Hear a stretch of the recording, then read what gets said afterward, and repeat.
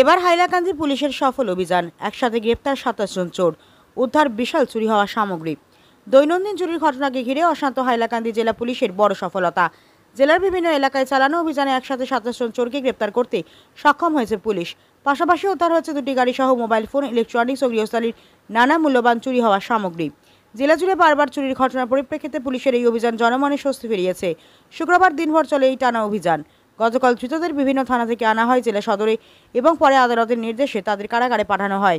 Police প্রশাসনের দাবি, অপরাধ দমন ও শান্তি শৃঙ্খলা বজায় রাখতে এই ধরনের অভিযান আরও তীব্র করা হবে।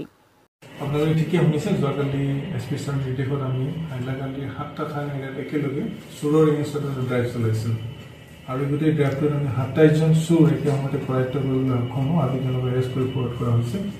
তেওঁলোকৰ এৰেষ্ট কৰাৰ পিছত তেওঁলোকৰ ঘৰ চাৰ্চ কৰাৰ পিছত আমি 2খন গাড়ী, বিভিন্ন লোহাৰ সামগ্ৰী, বেটাৰী, ইনভাৰ্টাৰ আৰু ঘৰ বনোৱা নিৰ্মাণ হোৱা বহুতো সামগ্ৰী তাৰ জৰিয়তে তেওঁলোকৰ পৰা আমি উদ্ধাৰ কৰিলোঁ আৰু তেওঁলোকৰ পৰা এই চুৰি কাৰ্যত ব্যৱহাৰ হোৱা দাও, কটাৰী, বিভিন্ন টুলছ এইবিলাক তেওঁলোকৰ পাওঁ।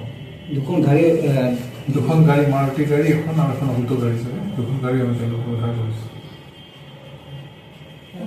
হাইলাকান্দিৰ পৰা 12জন, লালাৰ পৰা 4জন, আলগাপুৰ 3জন, ৰামনাথপুৰ 4জন, 5 গ্ৰাম 3জন আৰু কাঠিচাৰ 1জন, টোটেল 27জন মানুহ আমি এৰেষ্ট কৰিছোঁ।